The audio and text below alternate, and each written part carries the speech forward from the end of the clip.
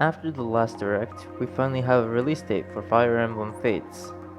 Since Fates is going to be released in the US about 3 months from now, I thought it would be the perfect time to tell you guys the main differences Fates has from Awakening, without going too far into the story of course.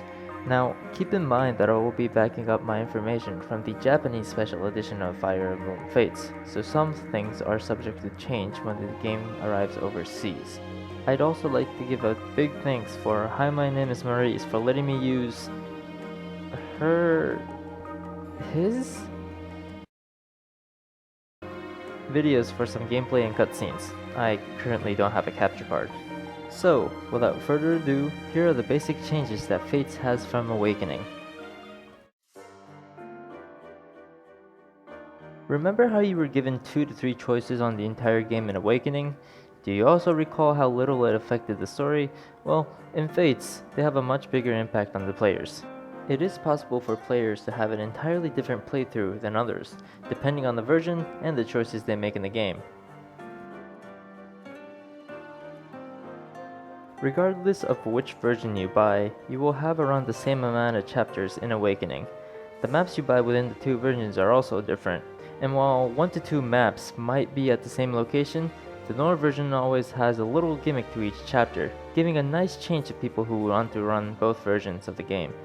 These gimmicks will include challenges such as finishing a chapter in a certain amount of turns to receive the maximum amount of rewards. Other than the neutral units you will meet in the game, both versions will have different classes and characters to work with. Your main sword will also have different stats depending on which version you decide to choose. Keep in mind that there is a chance that PvP multiplayer will come over to the US as well, so if you already know someone else that's going to play the game, try to plan out so you'll have different versions of the game. Support conversation in this game is much better than Awakening. You'll learn the backstory of each character rather than, "Oh, I'm sorry, I accidentally walked into you taking a bath. Let's get married, shall we?" Each unit, excluding the avatar, can potentially get 2 support rankings, one being a marriage partner and another being a quote-unquote buddy. This will be important for giving access to certain class trees for characters. Oh, and before we go to the next section, here's a little hint. Fathers. I remember the days in Awakening when all you had to do was pair 2 units up without having second thoughts, but in Fates, you'll have 2 different kinds of pair-ups, or as I like to call them, formations. Attack formation will function like dual attacks in Awakening, except the partner unit you pair up will attempt to attack as well, with their own % hit and crit. You can perform this kind of pair by putting 2 units adjacent to each other. When performing this pair-up, keep in mind that your partner will hit with half damage, and your partner will not be able to block attacks for you. Defensive formation is your traditional pair-up method from Awakening by overlapping one unit with the other. You'll gain increased stats depending on the unit, and your partner will always block dual attacks when you're going against an enemy in attack formation.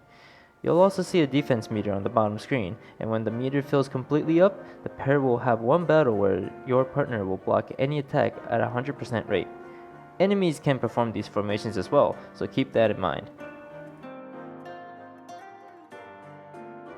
You won't be able to traverse around the map openly like you were able to do in both Sacred Stones and Awakening, but you'll gain an area called My Castle, which acts as a hub world for the player to purchase and upgrade equipment.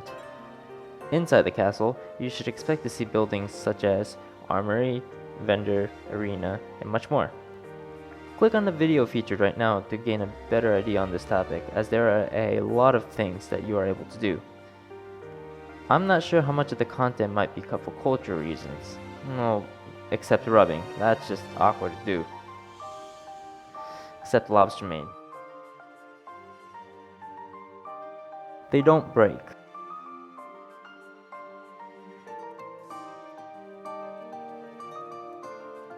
Okay, that's not all that I want to cover with weapons. We have a new type of weapon triangle with an introduction to a new weapon type, hidden weapons. They might not have the highest damage output, but their main focus is to lower the stats of enemy units temporarily to open up an opportunity for the other units to strike. And they have a 1-2 range. The new weapon triangle goes something like this. Swords and tomes are strong against axes and arrows. Axes and arrows are strong against lances and hidden weapons. And finally, lances and hidden weapons are strong against swords and tomes. With staffs and batons, be wary with the new status effect you will get in the game. Berserk and Poison are the thing of the past, but we have Freeze, Silence, and my most hated effect, Half Health, which reduces the unit's maximum health cap by half for the duration of the chapter. Going to the smithy in the My Castle will give you an option to merge duplicate weapons to create a single, stronger weapon. You can also rename said weapon if you wish. Unfortunately, weapon customization that was present in Awakening will not be returning, but then again, with that weapon duration, opting out of including this might have been their best decision. There are a lot more options to work with each version. Excluding the Witch DLC, most of the classes, stats, and skills that were given to you are fairly balanced, but that's for a future video I'm currently working on. Not one class seems to be a direct upgrade of another, which means people that loved to play Swordmasters can enjoy playing as the class without having guilt on the back of their minds by not choosing to play as an assassin. Seals are also different in this game, which I will try to explain in a video on their own as well. You might have noticed that there are 6 skill slots per character, as opposed to the 5 in the previous game. The additional skill in the top right hand corner is called the personal skill, a skill locked onto a certain character and cannot be removed, making every single unit in the game unique from each other. Some characters benefit from pairing up with another unit, while others only activate depending on gender. There's a lot to work with here, so make sure you take those into consideration whenever you decide a build for said character. God, you cannot get away from these things. Yes, you can scan the 4, maybe the 5th one being Roy, Fire Emblem Amiibos to allow them to show up in your My Castle. After a while, you have an option to battle them, and to recruit them with their signature weapon equipped. Now, here's the thing. Real FE fan or not, getting these figurines are expensive. Let's calculate here. $80 for the collector's edition, and about $30 if you're planning to buy a set of Amiibos from Amazon each, without Roy. He's not available right now. That'll equal to a whopping $200. Yeah, no. I mean, looking at these classes and skills, it doesn't seem like you're missing much.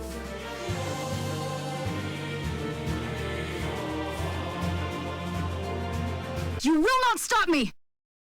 Huh.